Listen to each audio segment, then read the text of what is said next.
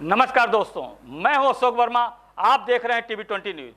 TV20 news पर खबरों का सिलसिला जारी है। बने रहिए हमारे साथ।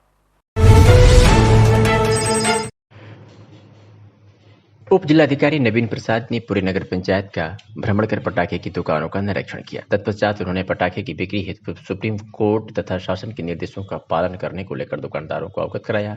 उप जिलाधिकारी नवीन प्रसाद ने कहा कि चिन्हित स्थान पर ही पटाखों की दुकान लगाएं, दुकानों के बीच कम से कम 3 मीटर का फासला रखें, दुकान के अंदर सूती कपड़े का पर्दा लगाएं, पटाखों की दुकान के आसपास बालू व पानी से भरी बाल्टियां आदि होना जरूरी है। सेफ्टी मेजरमेंट फायर इंस्टिगेशन के साथ ही बिना परमिशन के कोई दुकान नहीं चलेगी। किसी भी हालत में पटाखे ओवर रेट पर न बेचे जाएं। सभी पटाखा दुकानदारों को अपनी अपनी दुकानों पर लाइसेंस की छायाप्रति रखना जरूरी है। आबादी के बीच कोई भी फुटकर विक्रेता व भंडार तथा बड़ी दुकान वाला विक्रेता पटाखे नहीं बेचेगा। जानकारी मिलने पर कार्रवाई तय है। लकड़ी, घास फूस व पन्नी आदि से बनाई गई दुकानें लगाने से बचें। वह सभी लाइसेंसीधारी जिनके गोदाम बाहर व दुकान आबादी में है तो वह दुकानदार अपनी दुकानें गोदाम के पास ही लगाएं या चिन्हित स्थान पर लगाएं। गली मोहल्ले व आबादी वाले रोड तथा रेहड़ी पर पटाखे बेचने वालों पर कार्रवाई की जाएगी। पटाखों की दुकानों पर हेलोजन लाइट न लगाई जाए तथा सभी दुकानों के बीच 3 से 4 मीटर का फासला होना जरूरी है। दुकान बंद करते समय लाइट बंद करके जाएं। साथ ही मोमबत्ती व दीपक भी जला न रहने दें। इस मौके पर दुकानदारों संग अन्य लोग मौजूद रहे। आइए सुनाते हैं कि उप जिलाधिकारी नवीन प्रसाद ने क्या कुछ कहा। आगामी त्यौहार को लेकर आज पटाखे की दुकान निरीक्षण किया गया है। क्या दिशा निर्देश दिया गया है पटाखे दुकान को? देखिए, ऑनरेबल सुप्रीम कोर्ट के और शासन के स्पष्ट निर्देश हैं कि जो पटाखे की दुकान है उसको कहाँ खोला जाएगा, आबादी से उसकी दूरी कितनी होगी, सब चीज़ें स्पष्ट हैं। और यहाँ पर आज मैं अतरौलिया मार्केट में आया हुआ हूँ और लोगों द्वारा बताया गया कि जिन व्यक्तियों द्वारा भी पटाखे की दुकान खोले जा रहे हैं उनको उन आदेशों और निर्देशों से बिल्कुल अवगत करा दिया गया है। पटाखे की दुकान आबादी से दूर हो, कम से कम 3-3 मीटर की 2 दुकानों के बीच में दूरी हो, सेफ्टी मेजरमेंट रखें, फायर एक्सटिंग्विशर रखें, बालू अपने साथ रखें और जो भी पर्दे वगैरह होंगे कोई सब कॉटन के रहेंगे और बिना परमिशन के कोई पटाखे की दुकान नहीं चलेंगी। इन सब चीज़ों से अवगत कराते हुए लोगों को अवेयर किया जा रहा है और इसकी एक अभी मीटिंग भी थाना स्तर पर रखी गई है। तो हम लोगों का पूरा प्रयास है कि किसी भी प्रकार की कोई अप्रिय घटना ना हो, लोग जागरूकता से और अपना त्यौहार मनाएंगे। औतरौली थाना क्षेत्र के भदेवा मझौली गांव के सिवान में बुधवार दोपहर को लड़की का शव मिलने से सनसनी फैल गई थी, जिसकी सूचना मिलते ही आलाधिकारी डॉग स्क्वाड फॉरेंसिक टीम घटनास्थल पर पहुंच गई और जांच पड़ताल शुरू कर दी। वही घटना के 24 घंटे के अंदर ही पुलिस ने मुख्य आरोपी इंद्रेश को मदिया पार से गिरफ्तार कर मामले का पर्दाफाश कर दिया।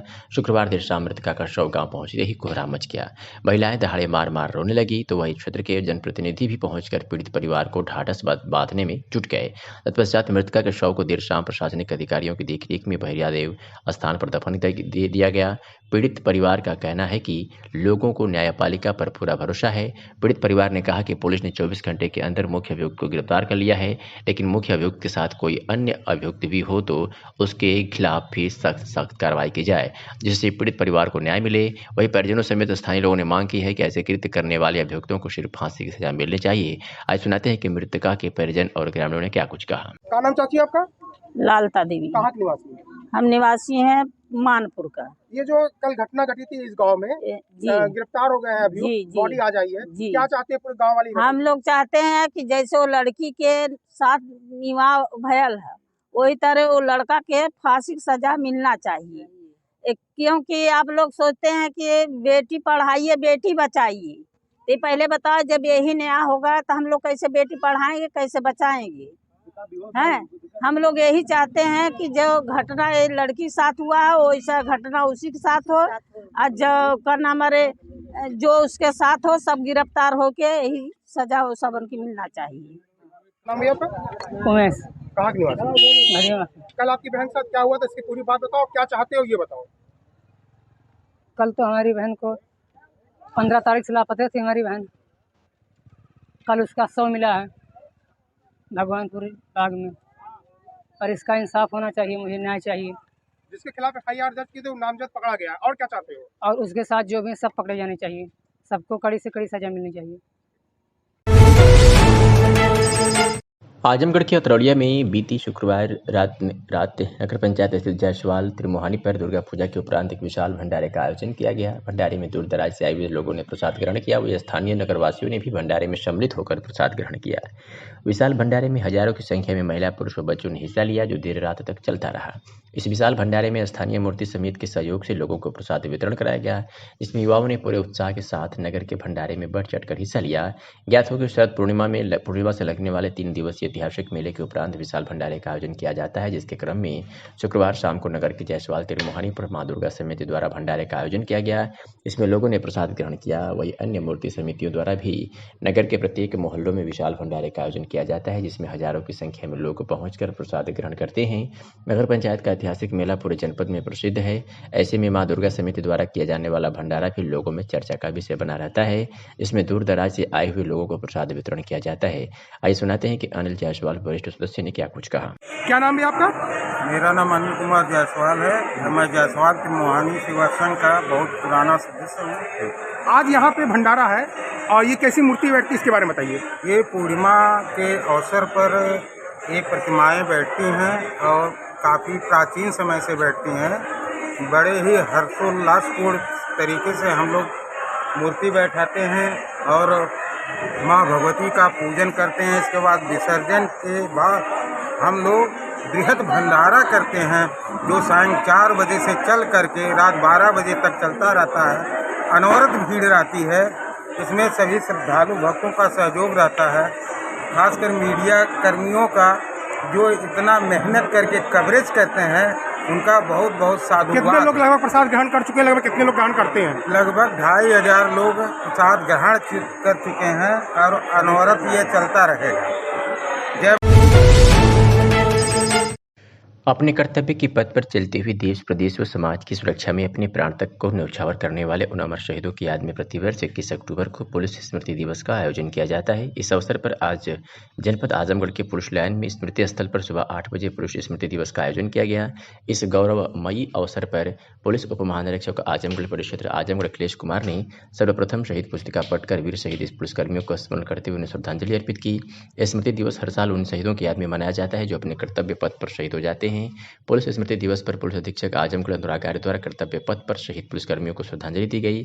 इस मौके पर अपर पुलिस अधीक्षक नगर शैलेंद्र लाल, अपर पुलिस अधीक्षक ग्रामीण राहुल रूसिया, अपर पुलिस अधीक्षक यातायात सुधीर जायसवाल तथा क्षेत्राधिकारी लेकर लाइन महेंद्र शुक्ल, क्षेत्राधिकारी सदर सौम्या सिंह, क्षेत्राधिकारी लालगंज मनोज रघुवंशी सहित समस्त क्षेत्राधिकारी व थाना प्रभारी के साथ साथ अन्य अधिकारी कर्मचारी ने शहीद हुए पुलिसजनों को श्रद्धांजलि अर्पित की। अपने कार्यों को अंजाम देने की प्रक्रिया में पुलिसकर्मी बड़ी संख्या में कर्तव्य की बलिवेदी पर अपने प्राण की आहुति देते रहे हैं। अपने दायित्वों का निर्वहन करते हुए जनसेवा के उच्च आदर्श की प्राप्ति में मर मिटने से भी गुरेज न करने वाले ये पुलिस जन मरकर भी अमर हो जाते हैं। इनकी कीर्ति व यशोगाथा समय के साथ क्षरित नहीं होती, अपितु अविरल अनुप्राणित करती रहती है। पुलिस की भावी संततियों को उसी पथ पर द्विगुणित साहस मनोयोग से आगे बढ़ने के लिए ऐसी एक गाथा आज से 63 वर्ष पुरानी है। भारत की उत्तरी सीमा लद्दाख का जनहीन क्षेत्र 15,000 फीट से ऊंची बर्फ से ढके पर्वतों दर्रों के बीच, जहां की सामान्य नागरिक सुविधाओं के उपलब्ध होने की कल्पना तक नहीं की जा सकती, वहां सदैव की भांति उस दिन भी देश की सीमा के सजग प्रहरी केंद्रीय रिजर्व पुलिस बल के जवान अपने नियमित गश्त पर निकले थे। गश्त के दौरान अचानक उन्हें लगा कि वे शत्रु से घिर चुके हैं। चीनी सैनिकों ने छल पूर्वक हमारे क्षेत्र में आकर हमारे ही सिपाहियों को पकड़ने के लिए एम्बुश लगाया था। चीनियों ने दावा किया कि वह क्षेत्र उनका है, पर भारतीय पुलिस के जवान, जो कि अपने परिजनों को छोड़ सुख सुविधा से दूर उस निर्जन क्षेत्र में मातृभूमि की रक्षा का प्रण लेकर आए थे, अपनी मातृभूमि का 1 इंच का टुकड़ा भी शत्रु को कैसे सौंप देते। आजमगढ़ पुलिस अधीक्षक कार्यालय पर न्याय की गुहार लगाने आए पीड़ितों ने पत्रकारों से रूबरू होते हुए बताया कि सुजीत कुमार जायसवाल, आंशु पुत्र ओम प्रकाश जायसवाल, नगर पंचायत माहौल, थाना अरौला, जनपद आजमगढ़ का निवासी है और भारतीय जनता पार्टी का कार्यकर्ता है। प्रातः शुरू से ही अपने राजनीतिक जीवन में एक विशेष वर्ग के निशाने पर रहा है। 13 अक्टूबर को रात्रि में 9 बजे के बाद प्रार्थी के मोबाइल नंबर पर अनजान इंटरनेशनल नंबर से एक सप्ताह के अंदर जान से मारने की धमकी दी गई। इस संबंध में पीड़ित ने अरेवला थाने पर अभियोग दर्ज कराया, जिसकी मुकदमा दर्ज करने के बाद से अभी तक अरेवला पुलिस ने कोई कार्रवाई नहीं किया है। धमकी मिलने के बाद भी प्रार्थी और उसका परिवार काफी भयभीत और अपने को असुरक्षित महसूस कर रहे हैं। जान माल की सुरक्षा हेतु समुचित व्यवस्था करने की मांग की। फिलहाल जांच कराकर उचित कार्रवाई का आश्वासन मिला है। मेरा नाम सुजीत कुमार जायसवाल उर्फ आसू, मैं नगर पंचायत माहुल फूलपुर तहसील थाना अरेवला से हूँ। क्या मामला पुलिस अधीक्षक का? आज 13 अक्टूबर को रात को 9:12 पे मुझे अनजान व्यक्ति द्वारा जो है फ़ोन आया और उन्होंने मुझे जान से मारने की धमकी दी। मुझे फ़ोन किया कि आप कौन? मैंने कहा मैं आसू जायसवाल। उन्होंने मैंने आपको बताइए आप भाई साहब कौन? कह रहे आप मेरा परिचय मत पूछिए, आपको बस एक हफ्ता जो है आप मेहमान और हैं, उसके बाद जाके आप ऊपर जो है अपना करना जो भी आपको करना होगा। तो मुझे बार बार इस तरह की धमकी मिला है। 2010 में मुझे गोली भी लग चुकी है दोस्तों। इसकी शिकायत आपने थाने पर अपने की थी? मैंने इसकी शिकायत 14 तारीख को तारीख भी दिया था और 16 अक्टूबर को मेरा FIR लॉन्च हो चुका है। क्या कार्रवाई हुई? अभी तक कार्रवाई कुछ नहीं हुई है। एक हफ्ता बीत चुका है, अभी तक कोई मुझे सहायता भी नहीं मिला है प्रशासन की ओर से। हमको लग रहा है कि प्रशासन जब मेरा हत्या हो जाएगी, जब मेरा लग रहा है कि प्रशासन जो है मेरा बॉडी जो है PM कराने के लिए सिर्फ पहुंचेगी। आज आप यहाँ पर आए हुए थे तो क्या आश्वासन? मैं कप्तान साहब के पास 2 दिन आ चुका, लेकिन कप्तान साहब से मेरा मुलाकात नहीं हो पाई है। SPI साहब से मेरा मुलाकात हुई है। मैंने तारीन को दे दिया है कि सर मैंने 2017 में भी चुनाव लड़ चुका है। आश्वासन क्या मिला? और शासन मिला है कि लिखित दिया हूँ कि ठीक है, इस पर जो है जाँच किया जा रहा है। मैं अरोड़ा से बात कर रहा हूँ। आजमगढ़ पुलिस अधीक्षक कार्यालय पर न्याय की गुहार लगाने आए पीड़ितों ने पत्रकारों से रूबरू होते हुए बताया कि सुजीत कुमार जायसवाल आंशु पुत्र ओम प्रकाश जायसवाल नगर पंचायत माहुल थाना अरेवला जनपद आजमगढ़ का निवासी है और भारतीय जनता पार्टी का कार्यकर्ता है। प्रार्थी शुरू से ही अपने राजनीतिक जीवन में एक विशेष वर्ग की निशानी पर रहा है। 13 अक्टूबर को रात्रि में 9 बजे के बाद प्रार्थी के मोबाइल नंबर पर अनजान इंटरनेशनल नंबर से एक सप्ताह के अंदर जान से मारने की धमकी दी गई। इस संबंध में पीड़ित ने अरेवला थाने पर अभियोग दर्ज कराया, जिसकी मुकदमा दर्ज करने के बाद से अभी तक अरेवला पुलिस ने कोई कार्रवाई नहीं किया है। धमकी मिलने के बाद भी प्रार्थी और उसका परिवार काफी भयभीत और अपने को असुरक्षित महसूस कर रहे हैं। जान माल की सुरक्षा हेतु समुचित व्यवस्था करने की मांग की। फिलहाल जांच कराकर उचित कार्रवाई का आश्वासन मिला है। मेरा नाम सुजीत कुमार जायसवाल उर्फ आसू, मैं नगर पंचायत माहुल फूलपुर तहसील थाना अरेवला से हूँ। क्या मामला पुलिस अधीक्षक का? आज 13 अक्टूबर को रात को 9:12 पे मुझे अनजान व्यक्ति द्वारा जो है फ़ोन आया और उन्होंने मुझे जान से मारने की धमकी दी। मुझे फ़ोन किया कि आप कौन? मैंने कहा मैं आसू जायसवाल। उन्होंने मैंने आपको बताइए आप भाई साहब कौन? कह रहे आप मेरा परिचय मत पूछिए, आपको बस एक हफ्ता जो है आप मेहमान और हैं, उसके बाद जाके आप ऊपर जो है अपना करना जो भी आपको करना होगा। तो मुझे बार बार इस तरह की धमकी मिला है। 2010 में मुझे गोली भी लग चुकी है दोस्तों। इसकी शिकायत आपने थाने पर अपने की थी? मैंने इसकी शिकायत 14 तारीख को तारीख भी दिया था और 16 अक्टूबर को मेरा FIR लॉन्च हो चुका है। क्या कार्रवाई हुई? अभी तक कार्रवाई कुछ नहीं हुई है। एक हफ्ता बीत चुका है, अभी तक कोई मुझे सहायता भी नहीं मिला है प्रशासन की ओर से। हमको लग रहा है कि प्रशासन जब मेरा हत्या हो जाएगी, जब मेरा लग रहा है कि प्रशासन जो है मेरा बॉडी जो है PM कराने के लिए सिर्फ पहुंचेगी। आज आप यहाँ पर आए हुए थे तो क्या आश्वासन? मैं कप्तान साहब के पास 2 दिन आ चुका, लेकिन कप्तान साहब से मेरा मुलाकात नहीं हो पाई है। SPI साहब से मेरा मुलाकात हुई है। मैंने तारीन को दे दिया है कि सर मैंने 2017 में भी चुनाव लड़ चुका है। आश्वासन क्या मिला? और शासन मिला है कि लिखित दिया हूँ कि ठीक है, इस पर जो है जाँच किया जा रहा है। मैं अरोड़ा से बात कर रहा हूँ। दिवाली के शुभ अवसर पर आजमगढ़ में आज अंश इंटरप्राइजेज शोरूम का उद्घाटन समाज सेवी अभिषेक जायसवाल दिनों ने फीता काट कर किया। वही अभिषेक जायसवाल दिनों ने बताया कि त्योहारों को देखते हुए सरकार के मंशा के अनुरूप आत्मनिर्भर भारत के तर्ज पर आज देश की जनता कार्य कर रही है। वही आज आजमगढ़ शहर के फराज टोला चौक पर अंश इंटरप्राइजेज का उद्घाटन किया गया है। इस शोरूम में शहर से कम दामों में लोगों को जमाने का अनुसार फैंसी कपड़े उपलब्ध होंगे। वही शोरूम के संचालक डब्ल्यू गुप्ता ने बताया कि इस शोरूम में के खुलने से जनता को कम रेट पर फैंसी कपड़े उपलब्ध हैं। वही उन्होंने यह भी बताया कि शोरूम में 1 वर्ष से लेकर 30 वर्ष के नौजवानों के लिए भी कपड़े उपलब्ध हैं। आने वाले समय में और भी फैशन के अनुसार अन्य बाकी बची वस्तुएं भी उपलब्ध होंगी। असल आज जो क्या नाम है? देखिए, आज मैं अभिषेक जायसवाल दिनू, ये आज जो है कि हमारे कालीनगंज मोहल्ले में फराज टोले में आज जो है अंश इंटरप्राइजेज एक कपड़े की एक शोरूम एक्सक्लूसिव शोरूम का उद्घाटन किया गया, जिसमें यहाँ के प्रोप्राइटर और सभी लोग यहाँ के घर परिवार के लोग मिलकर के हर्षोल्लास के साथ इन्होंने एक नई चीज़ इस मोहल्ले को दी है, जिसमें इस मोहल्ले में अक्सर करके ये बड़ी दुकानों का आढ़तों का काम होता था, लेकिन जिस हिसाब से इन्होंने शोरूम का एक प्रचलन यहाँ पर प्रारंभ कपड़े के शोरूम की लगभग मेरे समझ से पहली दुकान होगी, और इन्होंने एक अच्छा काम किया है, जिससे ऐसा महसूस होगा कि आसपास और भी यह कपड़े का बाज़ार बनेगा और इस बाज़ार में लोग तरह तरह के लोग आएंगे, क्योंकि आजमगढ़ शहर में सबसे मध्य जो शहर का हृदय चौक कहा जाता है, पार्किंग से लेकर के सारी व्यवस्था कालीनगंज में है, जहाँ गाड़ियों को आप लोग आराम से खड़ा कर सकते हैं, 4 चक्के से आ सकते हैं, ट्रैफिक का उतना प्रॉब्लम नहीं है। तो हमारा ये मानना है कि अधिक से अधिक लोग इस प्रेरणा से आकर के यहाँ पे दुकान खोलें और कपड़े का एक मार्केट जनरेट हो, जिससे लोगों की रोज़ी रोटी चले और एक रोज़गार का मौका सबको मिले। क्या नाम है? डब्लू गुप्ता। अच्छा, आज ये नया शोरूम खोले, क्या है, क्या क्या हमारा यही अंश इंटरप्राइजेज शोरूम खुला है। हमारे यहाँ shirt, T shirt, jeans, lower, retail, wholesale दोनों हैं। कितने वर्ष के से लेकर के कितने वर्ष तक उम्र जी? कितने लोगों के लिए? 14 साल से लेकर 30 साल तक। किस तरह का लोगों का एक नया लुक देखने के लोग आएंगे? क्या है? सब इम्पोर्टेड फैंसी आइटम, बाजार से सस्ते? बाजार से सस्ता रहेगा सब आइटम, सब होलसेल रेट। अच्छा, क्या यहाँ होलसेल और रिटेल दोनों की दुकान है या केवल रिटेल की दुकान है? होलसेल रिटेल दोनों है। Wholesale retail. हाँ। आजमगढ़ के लोगों से क्या अपील करेंगे? आगे त्यौहार है, अब दिवाली के शुभ अवसर पे खुला है। एक बार जरूर सब, हाँ, एक बार जरूर आइए, देखिए प्राइस सब कुछ।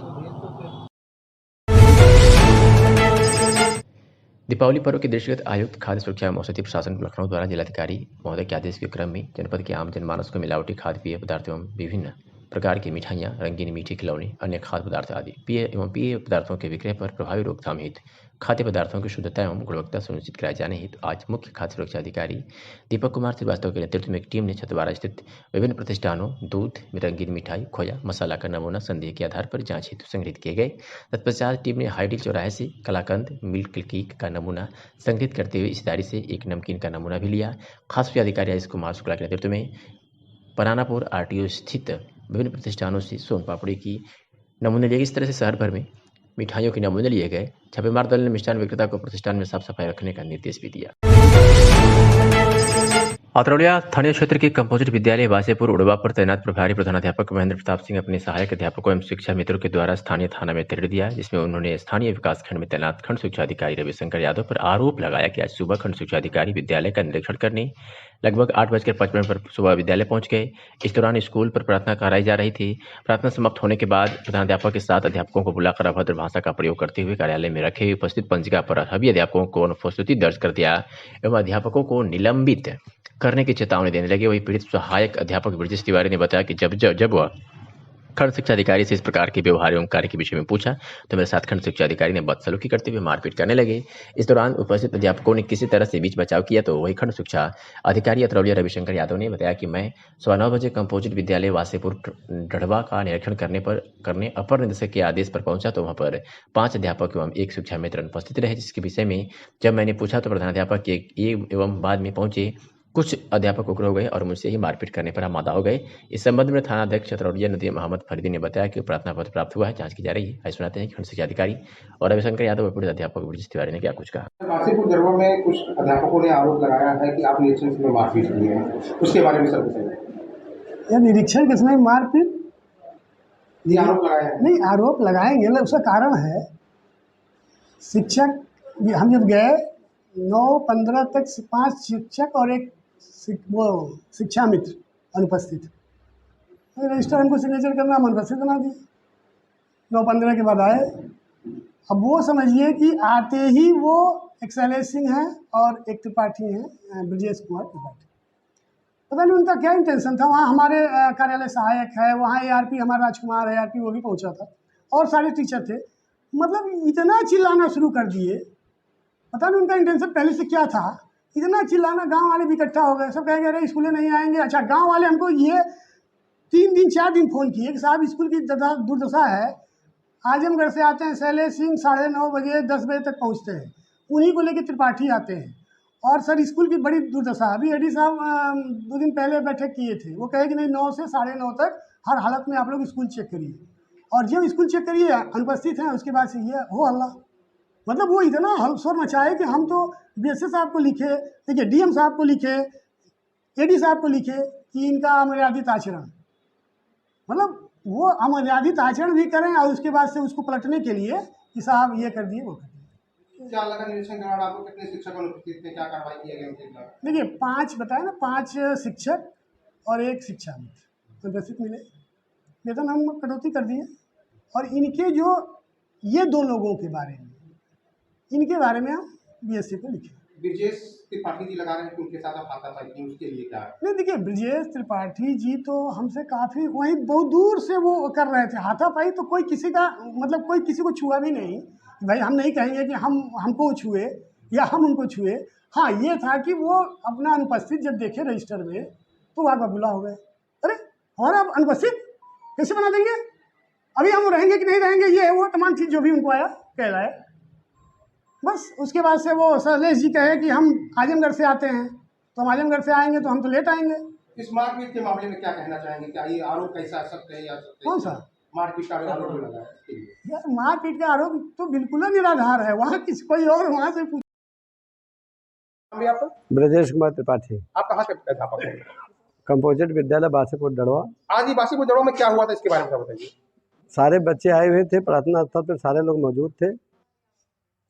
कुछ लोग अपना सिग्नेचर किए थे, कुछ अध्यापक नहीं किए थे, फिर भी सारे अध्यापक प्रार्थना स्थल पर उपस्थित थे।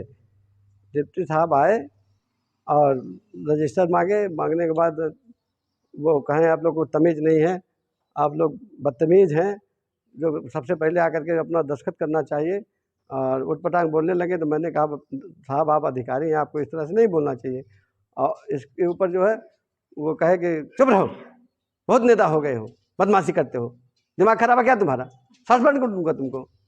हम कह साहब अरे कहाँ सस्पेंड कर दे, गुस्सा के पकड़ लिया हमको। हम भी उनसे जो है बचाव पक्ष में या झगड़ा करने लगे हम भी। क्या बोले जी साहब को, ऐसा क्या लगा कि आपको ऊपर बोलने लगे, उसके बाद कैसे वो हटे वहाँ से, कैसे गए इसके बाद? नहीं इसके मैंने गाँव और तमाम लोग जब उपस्थित हो गए तो SDI सब मुक्त होकर के यहाँ से चले गए। निदेशालय महिला कल्याण उत्तर प्रदेश लखनऊ के निर्देश के क्रम में आज महिला कल्याण विभाग द्वारा children college girls wing near mission अस्पताल में छात्राओं को सरकार द्वारा महिलाओं के लिए चलाई जा रही जन कल्याणकारी योजनाओं एवं कानूनी सुरक्षा के बारे में जानकारी दी गई।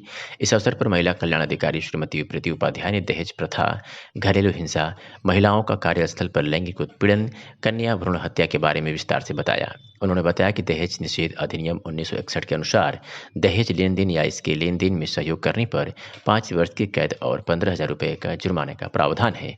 उन्होंने बताया कि PCPNDT अधिनियम 1994 भारत में कन्या भ्रूण हत्या और गिरते लिंगानुपात को रोकने के लिए कानून है। आगे उन्होंने कहा कि महिलाओं का जहां भी समाज में शोषण हो उसका कड़ा विरोध करें एवं अपने आसपास की महिलाओं को भी जागरूक करें। जिला समन्वयक अनु सिंह ने छात्राओं को विधवा पेंशन, कन्या सुमंगला योजना, मुख्यमंत्री बाल सेवा योजना, रानी लक्ष्मीबाई महिला सम्मान कोष आदि के बारे में विस्तार से बताया।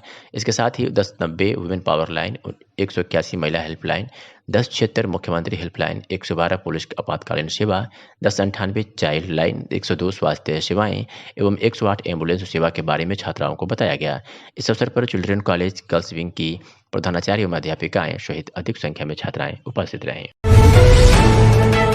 प्रदेश सरकार के फायर एंड सेफ्टी विभाग को सशक्त बनाने की महत्वाकांक्षी योजना के अंतर्गत हर ब्लॉक में अग्निशमन विभाग द्वारा फायर एंड सेफ्टी का प्रशिक्षण विगत कई दिनों से दिया जा रहा है। इसी प्रशिक्षण का उद्देश्य आग लगने की दशा में विभाग व गांव के बीच समन्वय स्थापित करना और प्रशिक्षित वॉलंटियर के माध्यम से अग्नि से बचाव व उसके फैलाव को कम करना तथा अग्निशमन विभाग के संयंत्रों को सुगमता से स्थल तक पहुंचाने एवं उसके लिए आवश्यक संसाधन को तैयार रखना है।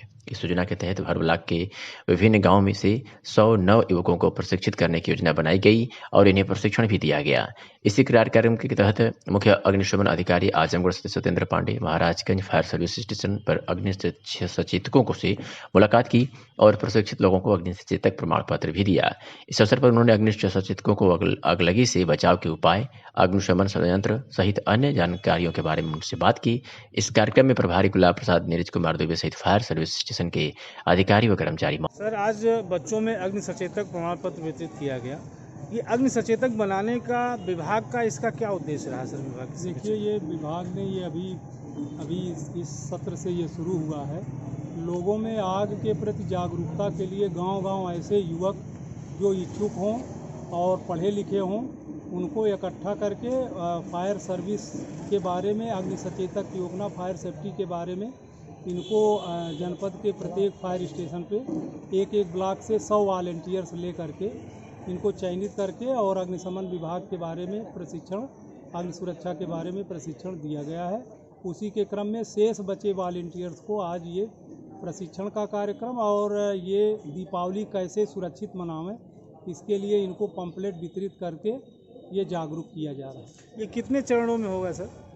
अभी ये जैसे अभी जब अप्रैल था, गर्मी था, तो उसमें ये प्रशिक्षण दिया गया था।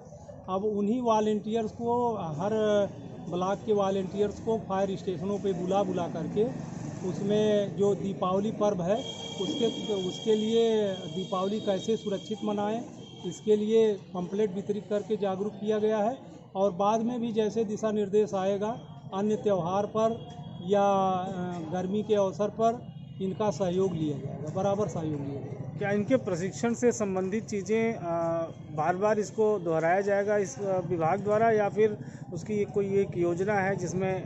नहीं, ये अब हमारे विभाग के एक तरह से सदस्य के रूप में हैं ये बच्चे, और इनको बार बार बुला करके हम लोग इनको प्रशिक्षित करेंगे और जागरूकता अभियान गांव-गांव इसका चलाएंगे कि लोगों को आग के प्रति जागरूक करेंगे और अग्नि सुरक्षा के प्रति कैसे सजग रखा जाए, कैसे जन धन हानि को कम किया जाए, इसके लिए विभाग जो है इनके माध्यम से जन जन तक पहुंचने का प्रयास करेगा।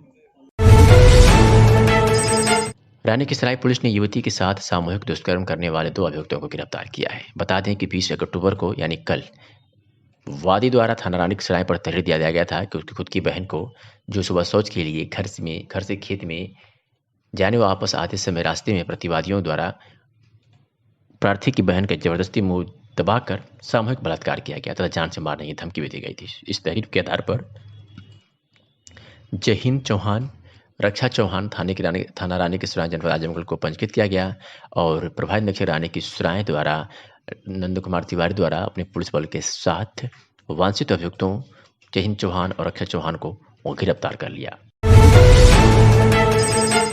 लाइफलाइन फाउंडेशन ट्रस्ट द्वारा संचालित लाइफलाइन एजुकेशनल इंस्टीट्यूट संवेदा आजमगढ़ में आज लैंप लाइटिंग एवं ओथ सेरेमनी कार्यक्रम के साथ साथ नव प्रवेशित छात्रों का स्वागत हुआ। इस अवसर पर मुख्य अतिथि जिलाधिकारी विशाल भारद्वाज ने कहा कि नर्सिंग और पैरामेडिकल स्वास्थ्य क्षेत्र की जननी होती है। किसी भी हॉस्पिटल की सफलता इस पर निर्भर करती है कि उस हॉस्पिटल में डॉक्टर के साथ साथ कितने अच्छे पैरामेडिकल स्टाफ हैं। साथ ही उन्होंने चिकित्सा शिक्षा के व्यवसायीकरण को बंद कर अच्छी एवं सर्वोत्तम परीक्षण देने की आवश्यकता पर भी जोर दिया। उन्होंने कहा कि मुझे पूर्ण विश्वास है कि इस संस्थान से उत्तीर्ण विद्यार्थी भविष्य में समाज की सेवा देने के लिए उपलब्ध रहेंगे। विशिष्ट अतिथि मुख्य चिकित्सक डॉक्टर अजय तिवारी ने कहा कि नर्सिंग डिपार्टमेंट स्वास्थ्य क्षेत्र में एक अहम कड़ी है और यहाँ इन बच्चों को उचित मार्गदर्शन प्राप्त हो रहा है। संस्था के चेयरमैन डॉक्टर अनूप कुमार सिंह ने फ्लोरेंस नाइटिंगेल एवं ओथ सेरेमनी के महत्व को बताया एवं बच्चों को पढ़ाई के साथ साथ प्रशिक्षण पर भी विशेष ध्यान देने के लिए प्रेरित किया। संस्था के निदेशक डॉक्टर पीयूष कुमार सिंह ने कार्यक्रम में उपस्थित सभी अभिभावकों का आभार प्रकट करते हुए कहा कि हमारी संस्था नर्सिंग एवं पैरामेडिकल के क्षेत्र में उच्च कोटि की शिक्षा एवं प्रशिक्षण देने के लिए प्रतिबद्ध है एवं ऐसा कर रही है। संस्था की प्रधानाचार्य श्रीमती पूजा ने बच्चों के रेगुलर क्लासेस एवं उनके अनुशासन के बारे में बताया। इस कार्यक्रम में डॉक्टर गायत्री कुमारी, डॉक्टर सुमन यादव, डॉक्टर अभय यादव, डॉक्टर विभा गोयल, डॉक्टर हेमबाला, पंकज चौबे, वरुण राय, श्रीमती फरीदा, पिंटू वर्मा, विजय वर्मा, योगेंद्र सिंह आदि उपस्थित रहे। एडमिशन हो जाए, एग्जाम दे दिया और हम कहीं काम करते रहते, मेरे पास बच्चे आते हैं, कहते हैं साहब हमारी आप ही में से कुछ आते हैं, कहते हैं कि हमारी पोस्टिंग लगवा दीजिए, लाइफलाइन में हम आप में आगे काम करते रहेंगे। और एक अजीब सा बच्चों में रहता है कि जल्दी जल्दी सीख लें। इस बात को हमेशा याद रखना, सफलता का कोई भी शॉर्टकट नहीं है, कोई भी शॉर्टकट नहीं। आप करोगे तो सीखोगे।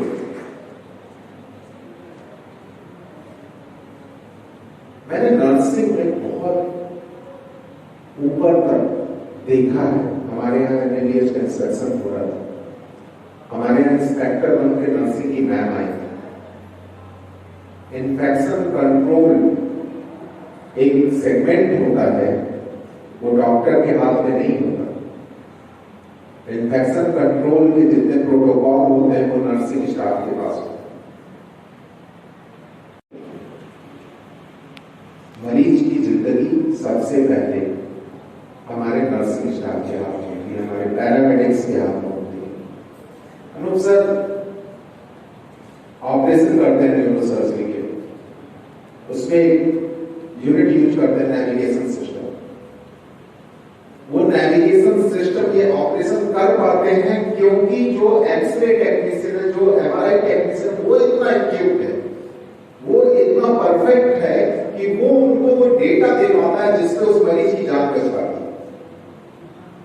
हमारे बीच एनेस्थीसिया डिपार्टमेंट से विपिन सर, संस्थापक, आप सबकी माता मेरी सासू माँ, मेरी माँ स्वर्गीय श्रीमती इंदिरा यादव की, अगर वो आज होती तो क्या करती? अगर वो होती तो जरूर ये कहती। मैथिली संगीत की कविताएं हैं कि अंश में पेश करना चाहूंगी जो कि उनके बड़े प्यारे थे। हम कौन थे, क्या हो गए हैं, हम कौन थे, क्या हो गए हैं और क्या हो गए अभी। आओ विचारे आज मिलकर यह समस्याएं से हम सभी यहाँ बैठे हैं और health system, health care, health profession, health university में हम सब यहाँ कहीं न कहीं डायरेक्ट इनडायरेक्ट रूप से बात कर रहे हैं। आओ विचारे आज मिलकर यह समस्याएं सभी। भूलोक का गर्व, प्रकृति का पूरी लीला स्तर कहाँ, फैला मनोहर गिरी हिमाचल और गंगा जल कहाँ। एसपी अनुराग आर्य ने सीओ सदर का चार्ज संभाल रही सौम्या सिंह को सीओ सगड़ी की जिम्मेदारी सौंपी है। शुक्रवार को नई सीओ सौम्या सिंह ने अपना पदभार भी संभाल लिया। पदभार संभालने के बाद सौम्या सिंह ने फरियादियों की फरियाद भी सुनी। सौम्या सिंह ने कहा कि पुलिसिंग व्यवस्था को बेहतर बनाने की भरसक कोशिश की जाएगी, अपराधियों पर सख्ती बरती जाएगी। सौम्या ने कहा कि महिलाओं को न्याय दिलाना उनकी पहली प्राथमिकता रहेगी। जो भी पेंडिंग पड़े मामले हैं उनमें तेजी लाई जाएगी। गौरतलब है कि यहाँ पर तैनात रहे अनिल वर्मा का कल जिले के फूलपुर तहसील स्थानांतरण हो गया। हम सगड़ी में ज्वाइन किए हैं। मैम किस तरह प्राथमिकता रहेगी, लोगों को किस तरह न्याय दे पाएंगे? कल मेरे द्वारा सीओ सगड़ी का पदभार ग्रहण किया गया है। सगड़ी का क्षेत्राधिकारी कार्यालय के अंतर्गत 4 थाने आते हैं, 6 महाराजगंज, रौनापाल और बिलरियागंज। मेरे द्वारा प्राथमिकता यही रहेगी कि जो भी फरियादी मेरे कार्यालय में या थाना परिसर में 10 से 2 जन सुनवाई के टाइम पे आते हैं, उनकी सामूहिक समस्याओं का निस्तारण किया जाए, न्याय दिलाने का पूरे प्रयास किए जाएं। जो भी मामले राजस्व विभाग से संबंधित हैं, उनमें राजस्व विभाग से समन्वय कर उनको उचित न्याय दिलाए जाने की कार्रवाई की जाए। मेरे द्वारा थाने पर आने वाले लोगों का फीडबैक भी दिया जाता है। तो सुनवाई करने के दौरान जो भी शिकायतों का निस्तारण होता है या शिकायतकर्ता उनसे संतुष्ट है या नहीं, इस संबंध में हर रविवार को सभी थानों का फीडबैक भी लिया जाएगा। कानून व्यवस्था को सुदृढ़ बनाया जाएगा। आगामी त्योहार को सकुशल संपन्न कराने हेतु मीटिंग की जाएगी और क्षेत्र में खूब पेट्रोलिंग करते हुए जनता से संवाद कायम करते हुए सकुशल त्योहार को संपन्न कराया जाएगा। अपराधियों पर कैसे कार्रवाई होगी? अपराधियों का भी सभी की जानकारी लेके उनका पता करा के जो भी अपराधी किस्म के व्यक्ति हैं उनके ऊपर कठोर से कठोर कार्रवाई की जाएगी। जो भी निरोधात्मक कार्रवाई हैं निरोधात्मक कार्रवाई की जाएगी। और एक खबर उत्तर प्रदेश के बलिया जनपद से है, जहां बलिया थाना कोतवाली अंतर्गत एक व्यक्ति को गोली मार दी गई थी और इस घटना में पुलिस द्वारा मुकदमा पंजीकृत कर लिया गया है। पीड़ित का अस्पताल में इलाज किया जा रहा है और विधिक कार्रवाई पुलिस के द्वारा जारी है। मामले में जितेंद्र कुमार जो सीओ सिटी हैं, उन्होंने विधिवत जानकारी दी है।